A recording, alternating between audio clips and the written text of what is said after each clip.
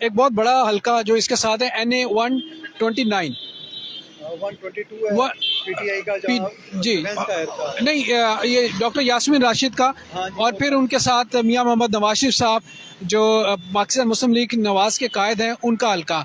अच्छा इन हल्के के अंदर बड़ा एक मज़े का मुकाबला नज़र आ रहा है क्योंकि डॉक्टर यास्मीन राशिद इस वक्त जेल में हैं और नवाज शरीफ साहब जो हैं वो इस वक्त जो है ना वो बाहर हैं, वो कैंपेन कर रहे हैं। तो आपको क्या नज़र आ रहा है, ये टफ मुकाबला है या नवाज शरीफ साहब बड़ी आसानी से ये मुकाबला जीत जाएंगे? मेरा ख्याल है कि ये मुकाबला जो सा है ना वो इतना आसान नहीं है। वो बड़ा सख्त मुकाबला है और वो उनका बड़ा सख्त मुकाबला करने का उनको मिलेगा क्योंकि मियाँ साहब के साथ एक प्रॉब्लम रही कि 2018 में वो इलेक्शन नहीं लड़ सके क्योंकि उन पर पाबंदी लग गई और उनको इलेक्शन नहीं लड़ने दिया गया। जो भी मामिल थे क्योंकि वो एक पर्टिकुलर एरिया जिसको हम लाहौर में कहते हैं ग्वाल मंडी में उनका एक सिंबल गिना जाता है कि ग्वाल मंडी से हैं, लेकिन वो एरिया तो बस मजांग और काफ़ी फैला हुआ एरिया लाहौर में।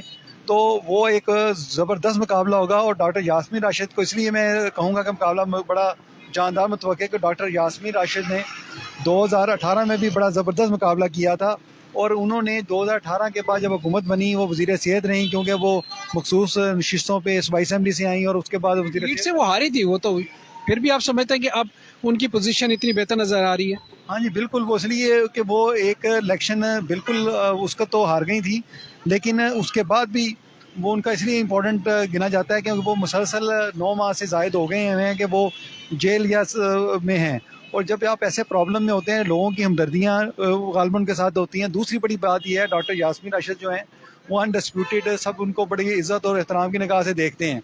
वो ये समझते हैं कि डॉक्टर यास्मीन राशिद एक डॉक्टर हैं और उनको इसका तो उन लोगों का उनके लिए काफ़ी ज़्यादा हमदर्दियाँ भी हैं। चलिए अब हम थोड़ा चलते हैं डिफेंस की साइड।